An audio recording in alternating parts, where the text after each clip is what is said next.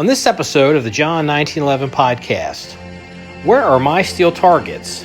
The SIG MCX marches on. No private gun sales in Nevada, and the Florida Jack Shack scene. Okay, good morning, everybody. This is Marky at Freeze, and this is episode 124 of the John 1911 podcast. How's it going, Freeze? Not too bad. It has been a long time, hasn't it? Yeah, it has. Well, you know, it's between you being sick and office staff being sick and then you being sick again. Jesus Christ. Yeah, it's been a crazy week. Yeah, it's been like, I think I don't know what you had. And then what do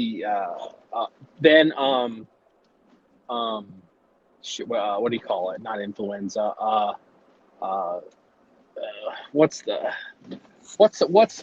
disease that's been going through the office? Super AIDS? No. Pneumonia. Pneumonia's been tearing through the goddamn office. And so then we've basically been non-functioning. And then that finally got a little bit under control. Then you've been sick again with something, maybe super AIDS. I don't know. So, it's just like I said, it's been a rough month. Yeah, we haven't done a podcast in like 20 days, wow. Which for us is some kind of like really bad record.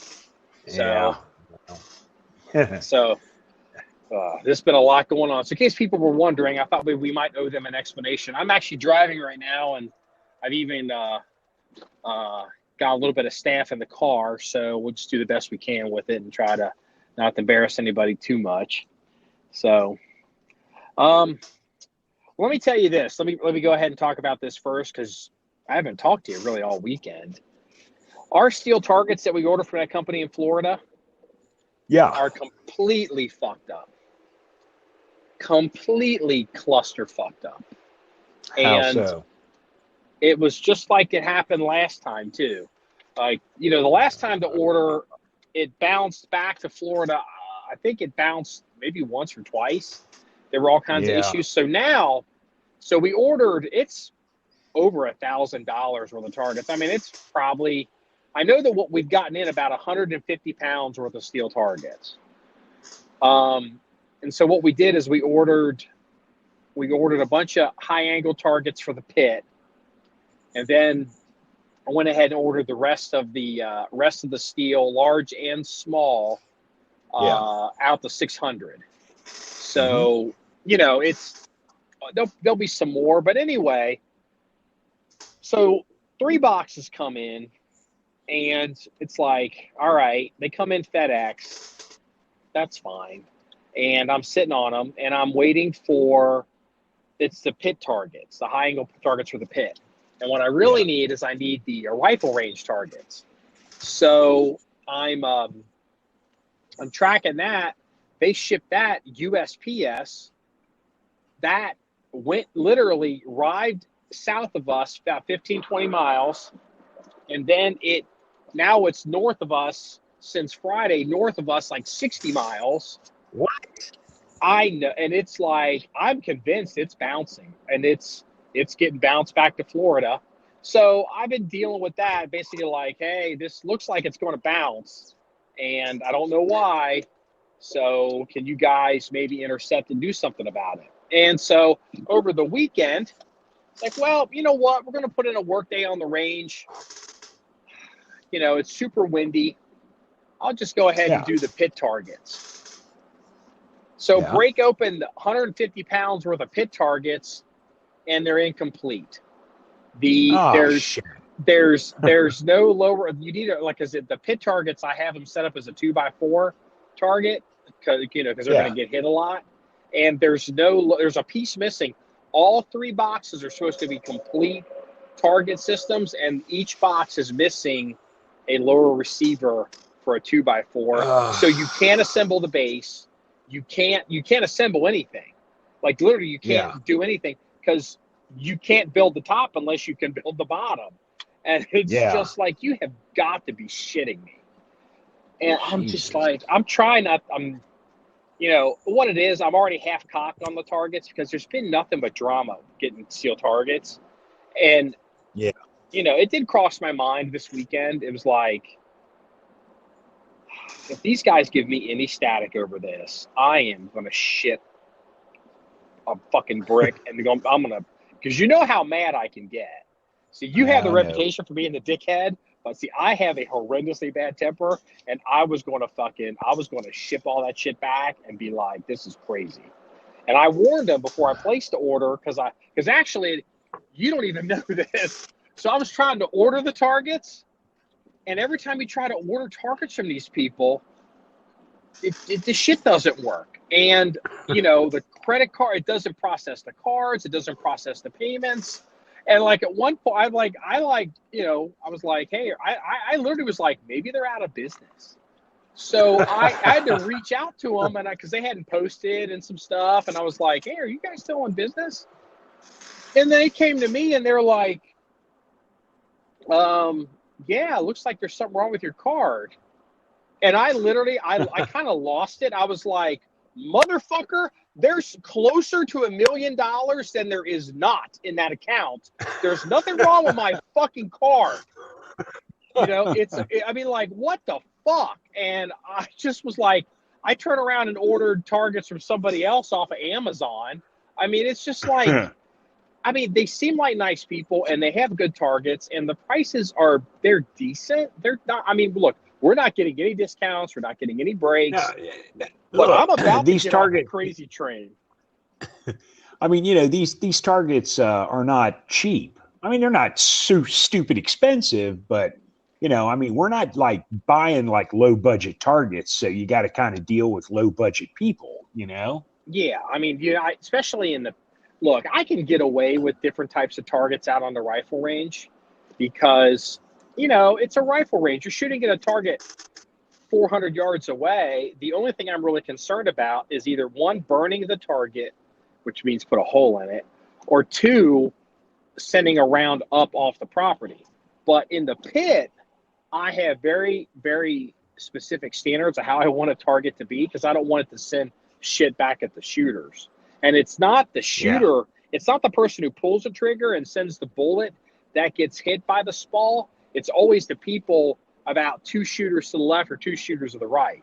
And I'm speaking from experience because I've been hit enough by the big shit, not the little shit, that I'm like, you know, we get 4 or 5 officers in that pit lined up and shooting. If the target isn't exactly the way I want it, people are going to start getting hit. And it's just like, you know, so anyway, not that it matters, but I'm just like, God damn it. And tell you what, it was a miracle. I almost took the 150 pounds of targets out to the range to assemble them out there in the rain and wind. But I was like, you know what? Let me open up a box here. I'll do it here at the armory today. And I was like, what the fuck? And so I had to open up the rest of them. And I'm like, what the fuck? And of course, they initially were not even really agreeable. I got weird answers. At first it was, well, we didn't pack that. Like maybe they're using a fulfillment company.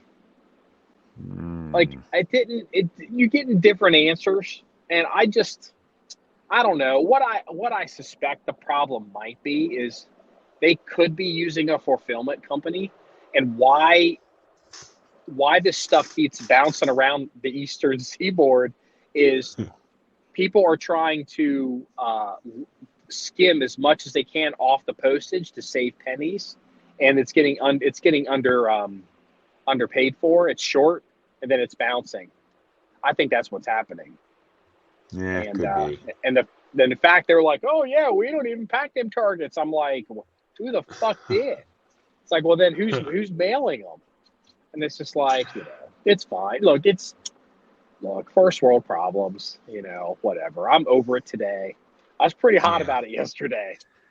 Well, Like, I was when you ordered those, I was sick, and I was pretty much just lying around, so we weren't really talking. Oh, so you telling the listener that because you didn't have your magic hand and your finger in the pot that it was guaranteed to get fucked up? Is that what you're telling Yes, of people? course. Yeah. Yeah, without a doubt.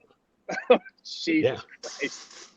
Because when I place an order, they're like, oh, we better not fuck this up. Yeah, well, yeah. Man, I'm just like, I don't know what it is. There's like a little black cloud over me when it comes to targets. Hey You man, know, I just ordered a couple doodads for the new AR build, and man, they came in like 3 days. And you know yeah, what? They that's right. got You did here. tell me about that. Hey, you know So what? I guess I should say this. We did a video on. I pulled out a 22 rifle conversion kit for ARs that I bought like a decade ago at SHOT Show yeah, when I used to work at the previous place, and I uh-huh. never fired it, and it went bad. And you know, during SHOT, they reached out. Well, I got a chance to actually shoot that kit, dude. That thing, I haven't posted the video. I mean, I didn't like shoot 1,000 rounds through it, but I did things to the kit that would stress the kit, like rapid fires and running the mags dry. That, you know, doing reloads and having the bolt stop, and it ran like a champ. It was Good. like, I mean, you know, I'm not saying it's you go to war with it, but you know, Yeah, I mean, it's a 22 kit. What more can you ask for? You load it, you yeah, pull the trigger, it shoots. When it's empty, it locks itself open. yeah. Okay, doesn't jam. You don't have to take the thing apart. It's pretty cool little kit actually. It was kind of just fun. I'm not a big, you know, I never was a big AR guy, and I'm not a big, especially not a big long rifle guy. But I was like, this is cool. Yeah, You you know know, what? In the spring when we have, we'll do like a 22 day where we break out the 22 rifles. We'll bring that along and play with it too. well, shit. If we had steel targets, I was going to set up the high angle targets, and since I had the 22 kit still in the truck, I was just going to do a run and gun in the pit and shoot a video, and kind of Yeah. just have a little fun. But no, we fucking goddamn steel targets are fucked up. Well, you ordered Actually, them. yeah, I ordered them, and like what was it? Like we had talked to a guy over a year ago, and he was an engineer, and he worked at this company, and he had this CNC laser cutter machine or something, and he was like, I can do your targets. I can do your targets. His Yeah. dad had hooked us I, up, and yeah, I remember that. then like we finally gave him the design and how many we need, and he was like, well, let me go and have to order that steel. And we dicked around with it for a month, and he's like, I can't do it. It was just like, okay. I mean, it's just like another one of these. Well, another steel target screwed up. Yeah. So, Well, that was a simple case of he realized he couldn't purchase big sheets of AR 500 at a reasonable price. yeah, You he know, wasn't even able to give me a quote because I think the sheet of AR 500 was so expensive wherever he was trying to get it from that he wasn't even willing to front that price. He was like, oh my God. uh, And so you I know, even I offered, I was like, look, dude, I'll front it. And, you know, I was almost like, we'll go into the target business together. I'll pay for the goddamn sheet. You cut them. We'll have some stuff left over. We'll sell John 1911 targets. He couldn't make it work. I was like, yeah. okay, all right. Guess we're not going to the John 1911 target business. No, I mean, I think a 4x8 sheet of AR 500, like 3/8 is, I want to think it's like 1,200-1,300 bucks, something like that. I mean, don't quote me on that. It's been a while since I looked it up, but I mean, I remember a couple of years ago we were looking into it, and I mean, the stuff's expensive, But I mean, it's just like anything. It might be that price if you order one sheet. If you order Yeah. 1,000 sheets on a tractor trailer, Yeah. how Yeah. it is. Yeah. If they can take a forklift and drop a few pallets of it onto a flatbed and drop it off at your warehouse, the per unit cost is going to go way down. Oh yeah, absolutely. So, because trying to even deal with individual shipping to like a residential Most people would do residential, trying to get a sheet of stuff. And the other thing is too, a lot of people don't realize, this, people don't realize this when you're dealing with parts kits, and they don't realize when you're dealing with steel targets, that shit is sharp. I mean, like it'll cut you good. You know what I mean? So like you got to try to like manhandle it off a vehicle into your facility. Rather just have a flatbed with a forklift, drop it in your warehouse and not have to touch it. Because when you're touching it is when you have issues. Yeah. Yeah. Because the stuff is crazy sharp. So, well, I'll tell you what, actually talking about this, I sent you a story a couple days ago because you've been sick. The Vatican, the Swiss Guard at the Vatican, I guess they wear those crazy old helmets. Yeah. And so they are, I'm going through a tunnel. Hold on. They, I guess they wear the helmets out, or they got to custom make them. Yeah. And I guess for years they've had some dude in the basement with a hammer making these helmets. Yeah. And which is cool, but they're starting to do some helmets with I'm in the wrong lane. Do some helmets with 3D printers. Yeah. Yeah, I read the article. And I thought that was interesting.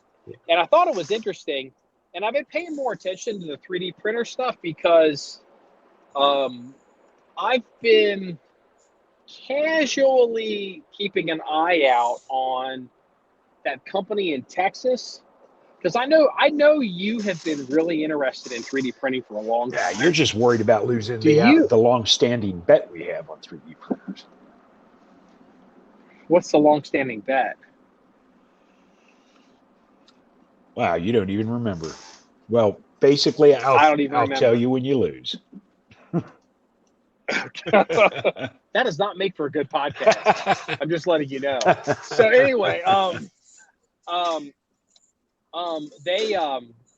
this company in Texas, it's the guy, the guy who, I don't know, he was porking a little kid and then he flew to like Taiwan. Yeah, the hell was the name of that guy? Yeah, I know who you're talking about. I've never really paid attention to him or his company. Me neither. But, I saw they've got a new CEO. It's this woman. She's from London. And I'll be honest with you, she seems, from a business perspective, she seems moderately impressive because she's not like, I'm going to say this. I'm trying to be nice here. She doesn't seem like one of these gun bozos. And what I mean is, if you're going to run a business, if you're going to run an actual business, the first thing you need to do isn't impress your buddies on a gun forum. You actually have to make motherfucking money. Yeah. And so she's kind of brought in a level of discipline into the company, it appears. They sell. You mean she doesn't wear short shorts and carry a gun? Apparently not. I don't know. She seems like a professional a little bit. So, and like I think there was a lot of angst about her because supposedly first time she ever fired a gun was like in 2015. She's from England. She's British. So, what does she know? Blah blah blah. I get it. Yeah, there's a girl thing too, and then like I feel like that maybe she got a little bit of an unfair shake because apparently she heard about this company before all the drama, obviously, and she reached out to them. She's like, I like this. She moved to the United States. I think she really appreciates Second Amendment, and she appreciates, individual liberties. She's probably a registered libertarian. I would be willing to bet that. Coming from the UK, that wouldn't surprise me. So anyway, they're apparently coming out with a 3D printer. Or I could be wrong. I don't know if it's a 3D printer. It's some kind of little CNC machine box thing. And you can make AR-15 lowers with it. And I guess they've got some other designs as well. But this box, when it's finally ready, is going to retail for about $2,000. Okay. which didn't seem crazy expensive to me. It's not. And so I was like, part of me is like, oh God, if I open up the store with freeze, you'll never hear the fucking end of it.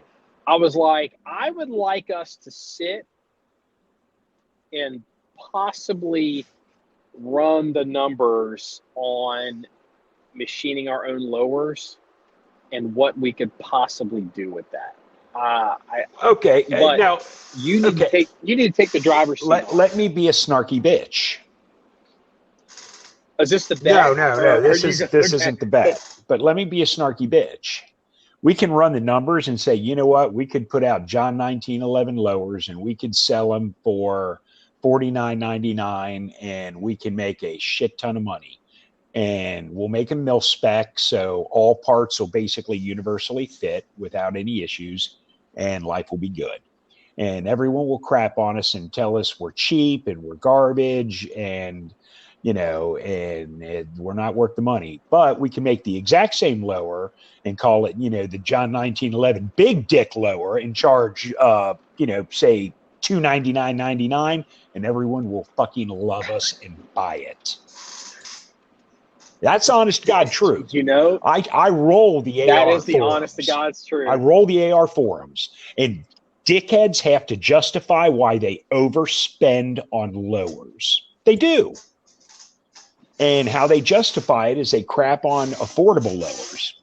Oh, well, if you want a cheap, low budget, you know, first build, then go for it. It'll be okay. You know, whatever. First build. Oh, God. Yeah. So they basically make themselves feel like a man by belittling anyone who actually, instead of spending $300 on a lower, they spent the real money on the BCG and the barrel and all the important parts, because the lower is the least important part on an AR. The truth be told, once you have your lower kind of designed, you have a standard. The live or die, success or fail, engineering, survivability of your AR is all in the AR. Yes. Yeah.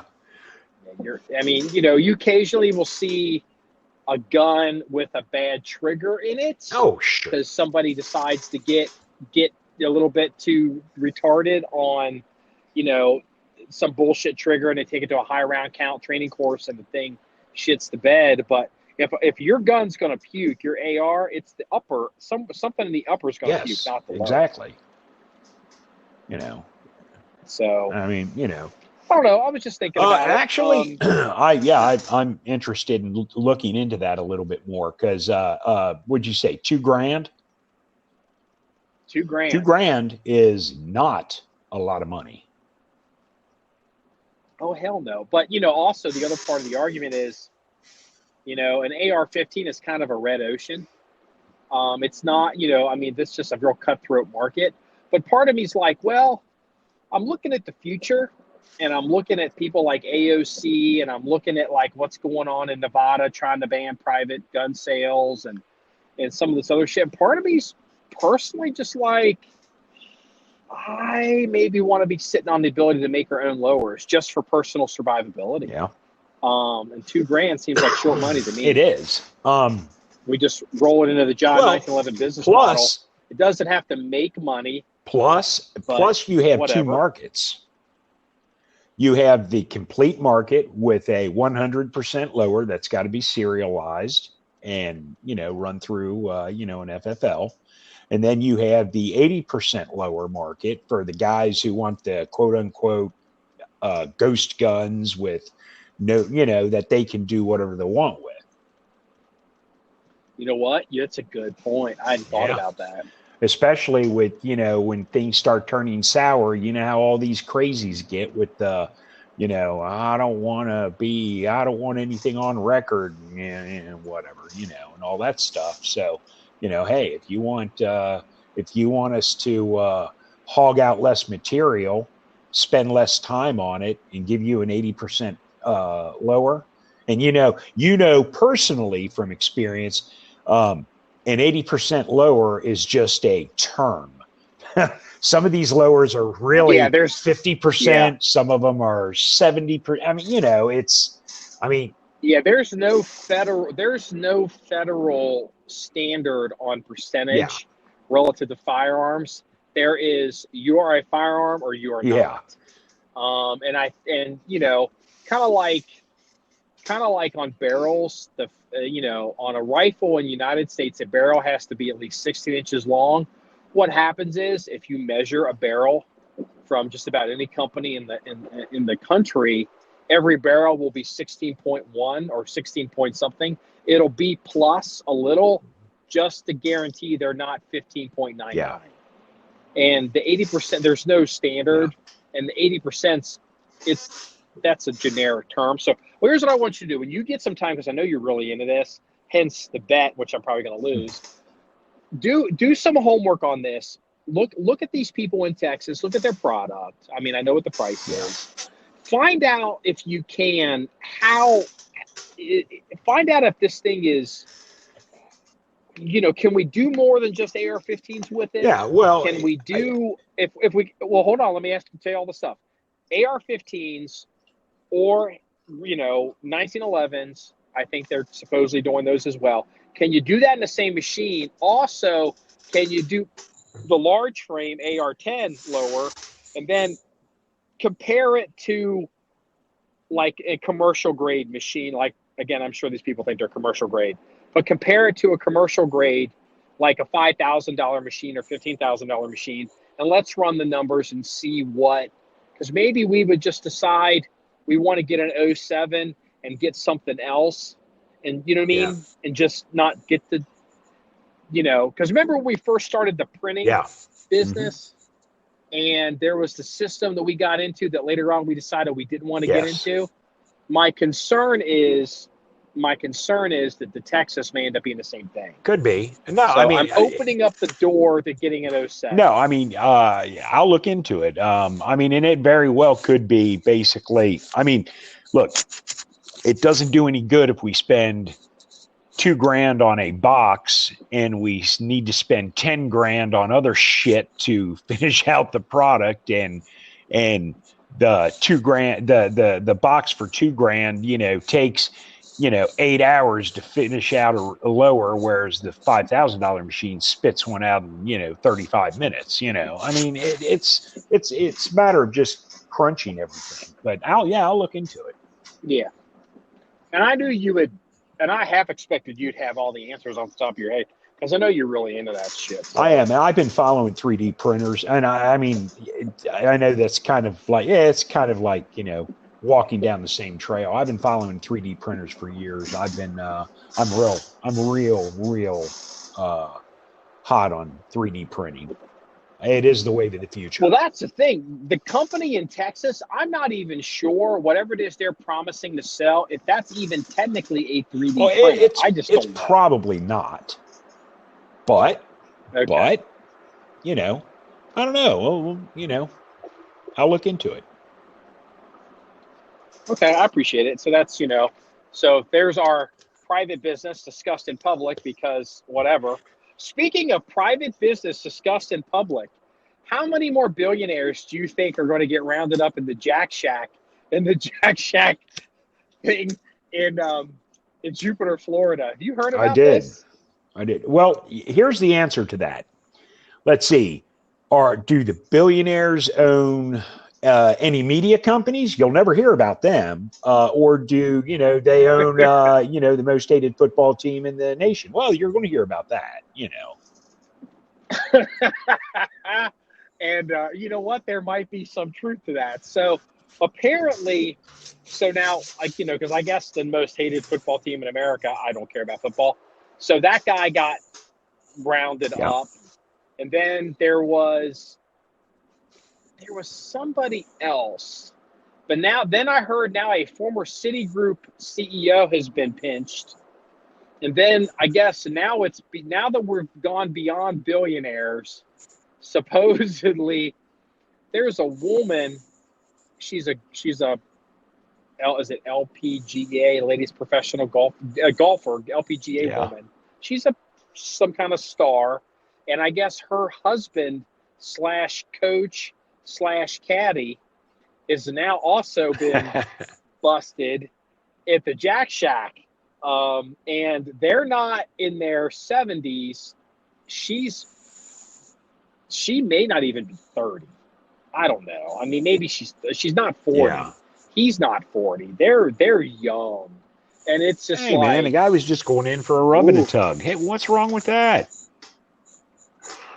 Yeah, the whole Asian massage parlor thing. Me love you a long time. I have to admit, I gotta give it to the Vice Squad. I don't know if they broke in, got a warrant, broke in, and set up a surreptitious camera that the Shack didn't know about, or if they rolled them, got them to cooperate, and then set up the camera.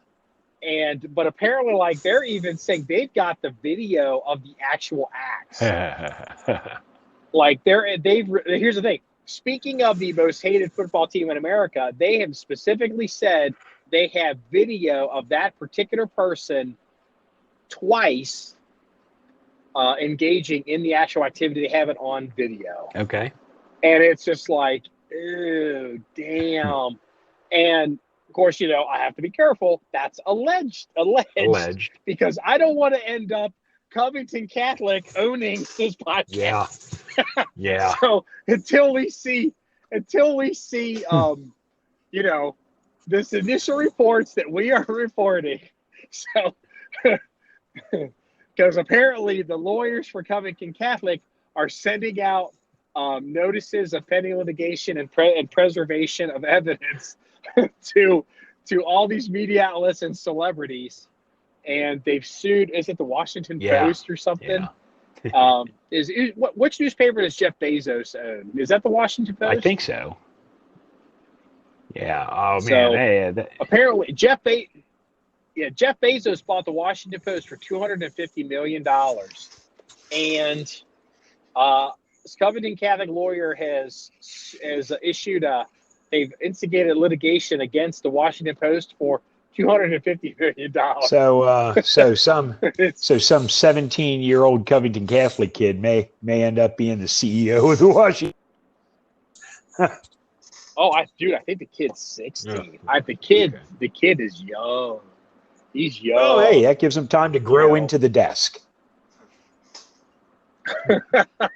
So, I don't know. Do you think that's going to go anywhere, or do you think that's all just going to be dismissed? No, I tell you, I think what's going to happen is once they get all the lawsuits issued, because they're going to issue a bunch of them. They're going to sue a bunch of people.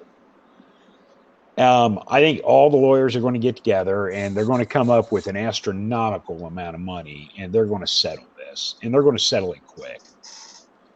Because I'm telling you, this opens the door. I mean, look, we're coming up on the 2020 election, and I'm telling you right now, I mean, they're not making a whole lot of it in the media right now, but I'm telling you what, every major media outlet, from Fox News to the National freaking Enquirer, are shaking in their boots over this, because this is the first time someone's flat out said, you're a lying motherfucker, and I'm going to sue you for everything you got, and guess what? I'm a minor kid going to a nice school, exercising my constitutional right, and you fucked me. And I guarantee. And it's not a celebrity. Yeah, he's not a celebrity. And I've had a lawyer tell us, and I won't get into it here, but the lawyer was telling us, it's like, look, this argument that some of these newspapers want to make, that this kid is a public figure, it's like no, he's a minor private person going to really essentially I believe is a school function, because all those Catholic schools send people to those Yes. I mean, it was a school sanctioned event. The school probably was paying for it. School chaperones, school organized. That is a school function. Yep. And a lot of people, like, if you don't live on the East Coast, or you don't spend time in Washington, what a lot of them don't understand is, especially in the summer, but kids coming to Washington, D.C., is a huge cottage industry. Oh, God, yeah. Like, you see school buses all the time in Washington. Kids take school trips to Washington, You know, and not just school trips to protest. I mean, yeah, they, you know, I mean, schools. they go to the Smithsonian, or they go to like some national band competition, or to go visit their congressman. Yeah. There's constantly school buses going the wall. And this idea that these kids can go to Washington and all of a sudden get accosted by these crazy people and have their lives ruined. Yeah. It's this argument that did, well, it's a news story. He's a public news story.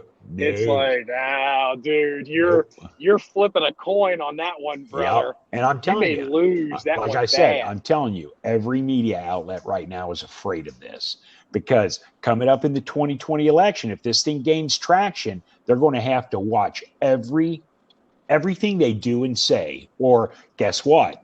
Someone else is going to roll up and sue them, you know, because there's going to be precedents here. I'm telling you, this is well, there's two of them that kind of already hit them, because Gawker went out of business because of they basically destroyed Hulk Hogan, wasn't it? Hulk Hogan, and then it's amazing, you know, if I just happened to have been alive in 2016 when this happened, or 2014 when Rolling Stone did the story on the fake rape at University of Virginia, and Rolling Stone had to cut a big ass check. Yeah, I mean, and some of the terms of the settlement were I think left, I believe were left private, but it was for some reason I'm thinking they wrote like a $40 million check for that. Well, yeah, I mean, yeah, but here's the thing. They're suing the Washington Post for what, 240 million?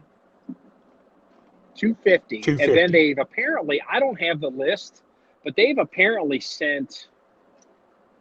they've listed a bunch of I would call the celebrity anchors, the marquee anchors have been sent notices of preservation of evidence. And then I think they've even gone after some Twitter people. Yeah, well, you know what? All these celebrities that were tweeting, you know, again, you know, this lawsuit could be, you know, could end up being $1 billion lawsuit. I mean, collectively. Yeah, you just, you know, I mean, it's like, you know, so the news outlets could get in trouble. The individuals could get in trouble. Also, realistically, you know, you could make an argument Twitter could have some exposure here. Yeah. Because all the crazy shit that went on Twitter. And so, you know, it's interesting to watch. Part of me just says, I hate to say it like this. This is kind of like Lois Lerner to me in Washington. Lois Lerner did some bad shit. She was guilty as hell. But at the end of the day, nothing's going to happen. And I just can't help but feel, yeah, you know what? Are they going to really break the Washington Post? Are they going to, is this going to go before the Supreme Court, and the Supreme Court is going to set a new standard for liability laws and in this country? I don't know. You know, I don't know. But look, you also have to understand, this kid went to a private school where tuition is like, I think tuition at the school's like 15 grand a year. This isn't some free public school with some, you know, parents that, you know, both work and they make, you know, 30, 40 grand a year, and they send their kid to public school for free. This kid's parents have money. Now, I don't know the parents, and I don't know the family. I don't know if they're rich or they're poor or what. Maybe the kid's on some kind of scholarship, whatever the case may be.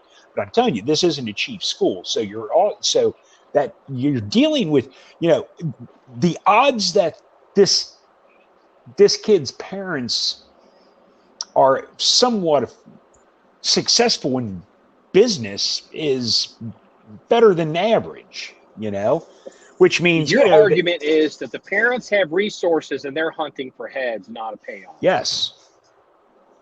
Exactly. Interesting. You know, and if you get parents that are mad enough and they want to push the issue and they're tired of all the Trump hating leftist media, because obviously, you know, the kid's wearing a MAGA hat. So apparently, yeah, I'm assuming that the parents are pro Trump. You know, maybe they're But like, you know, no kid during the Obama administration ever wore a T-shirt or a hat that said "Hope" or "Hope and Change" or Obama or any of that stuff at the school. You know what I mean? It's like this whole argument against the Donald Trump campaign paraphernalia seems pretty specious to me. You know, when it's like, you know, hope and change and all this stuff. It's like, you know, that was, you know, I mean, I you're remember supposed to seeing let a that fly. bunch of, you know, I forget the name of the artist who did the Obama. It's like a pastel color Yeah, painting. I've seen and that's actually a ripoff of an existing painting. Yes, or something. yes, it is. And I used to see people wear that shirt all the time. Adults, kids, you know. I mean, it was very common, but no one went around, you know, throwing, you know, bottles of piss on them, going racist. I mean, you know. I mean, when was the last time a kid wearing a Che Guevara shirt got his ass beat? God, you know what? That makes me want to hang up right now and go up to the university and kick some college kids' ass. No. I mean, Che Guevara was a communist, racist murderer. Oh yeah. He hated black people. Oh, he killed people. I mean, it's crazy. He was pissed off when Castro, you know, when they backed out of the Cuban Missile Crisis. He wanted it to escalate to nuclear war. He wanted the United States to get nuked. The guy was batshit fucking crazy. Hated America, hated capitalism. I hadn't heard that, but I believe it. Yeah. Hated America, hated capitalism, hated black people. And you know, the beauty, and it kind of makes me feel warm and mushy inside every time I see a college kid wearing a beret or in a gray a Che Guevara shirt, because it's like, you know, it serves the son of a bitch right. The guy who hated capitalism so much, his legacy is based on capitalism. Yeah. You know, because if it wasn't for college kids making and selling his shirts, no one would even know this guy's name. Yeah.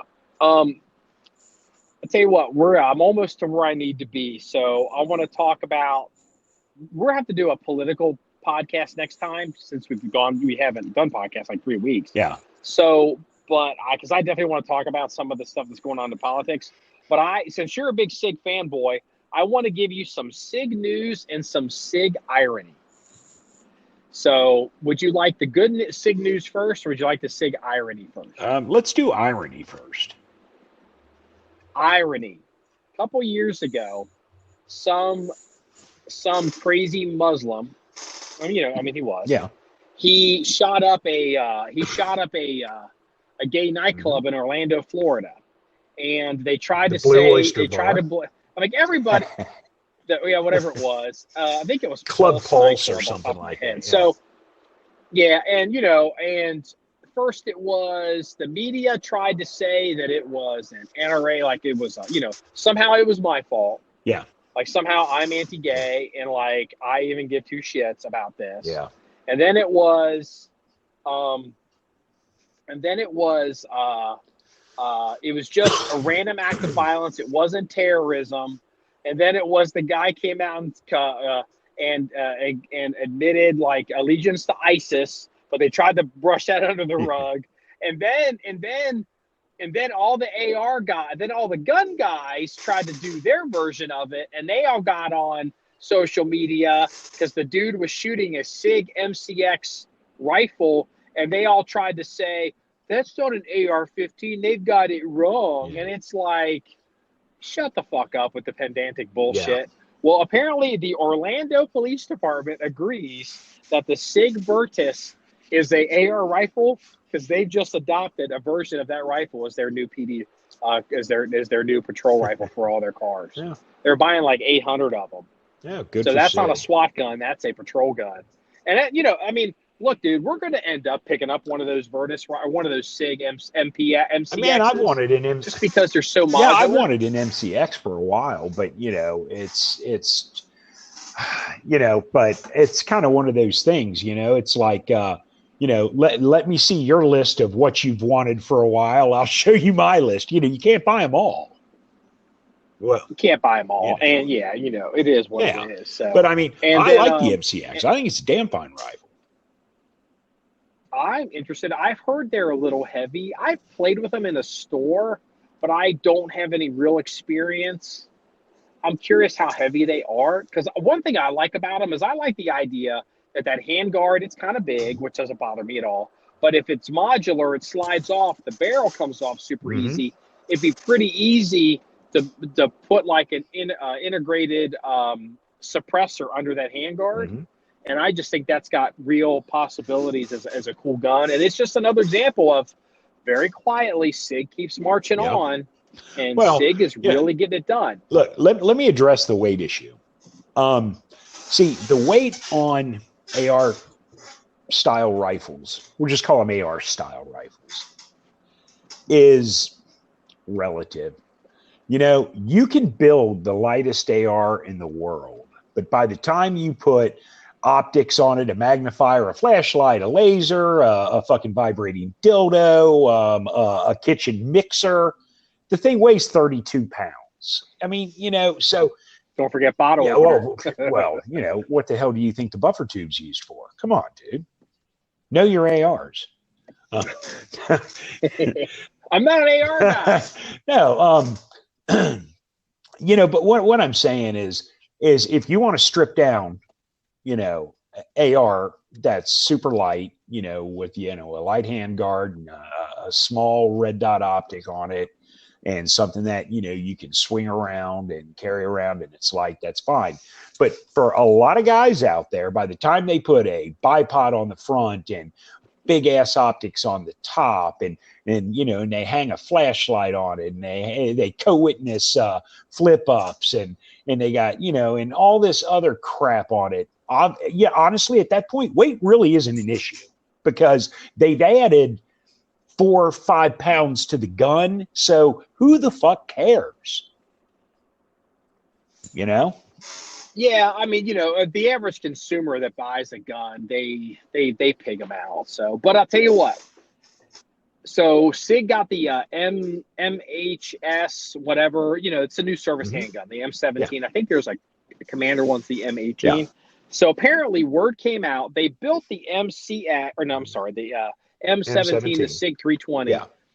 They built that. Part of the contract was it had to fire hollow point ammo really well. And they got the contract and obviously did it, which, you know, good for them. Well, apparently there was some issue when the gun was being used for training by the Army, and it was apparently not really cycling ball ammo that well. I mean, I don't think it was bad, but I think it was probably not hitting their specs. Okay. So they've done something to the gun. They've made a tweak to it. I can't imagine it was a major tweak. It's probably easy. It's probably like a feed ramp barrel thing. And supposedly now the M17, I don't know off the top of my head what the record is, but you know, you have like when you're testing service pistols, you're supposed to have so many thousands around for mean failure. So like, I believe that the 1911 maybe goes 7,000 rounds. Yeah, something like that. On average. I could be wrong, but it's high. But apparently what I've seen reports, the new SIG M17 pistol with their modification for ball ammo has broken that, whatever the record is, and is now firing average ball ammo without a failure more than any other handgun in U.S. Army service history. And I'm just mentioning that point to make this point. Then we'll wrap this one up. Okay. Look, the 1911 A1, you know, the 1911 whatever, you know, it takes time. And look, I've never been a big 320 person or a big SIG person, I but am. you cannot deny you are, but you cannot deny that 320 is probably the future. Oh, and is as it iterates and gets better and better and better, it's a pretty compelling before gun. the 320 hit the market, I was telling you that's the gun to have. Before the first one even left the factory, I was all over that gun. I'm a big believer in the 320. But my question is, the issues that the M17 was having, do you think those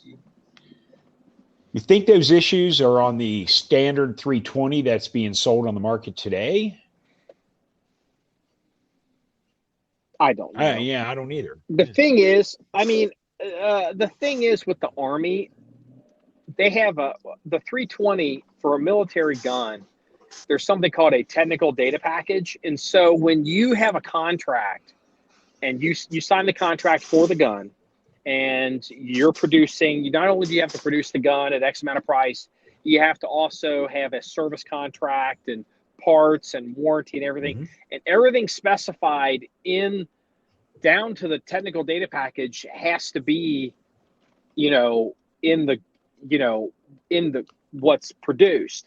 You can't deviate from that because you're breaking contracts. So even making a minor change as an improvement, it's kind of a big deal because you just can't. Some guy gets a hair up his ass. Hey, Marky says we got to change this on these guns, and that goes out the door with it. It's different than what the contract says it is. It's not technically. It's a breaking contract. Yeah.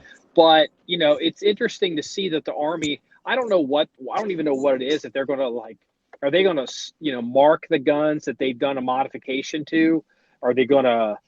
I have no idea. I don't know if this is going to be an A1, if it'll be like a star, like the Brits would star gun. Mm-hmm. They put some mark on it if it's got an upgrade. It's hard to say. They may end up having to go and it's hard to say, but it's interesting to see. The gun's only been out for 5 goddamn minutes, and they've already done some tweaks to it to make it better. Yeah. And I think that's a neat idea. Mm-hmm. I think it's a neat gun. I think history is on the SIG 320 side. I've been a fan of it since, like I said, before day one, and it's not disappointed me yet. But and the thing is, when you come out with a new platform like that, you expect a few bumps in the road, because who doesn't? All the gun manufacturers have bumps when they come up with something new. That doesn't make it bad. It just, that's part of the growing pains. But it only makes it bad is if you don't do something to improve it. Yeah. I think, we're going to end up, I don't know if we're going to end up with an M17. We might. It depends on whoever ends up on the range if we have to have one.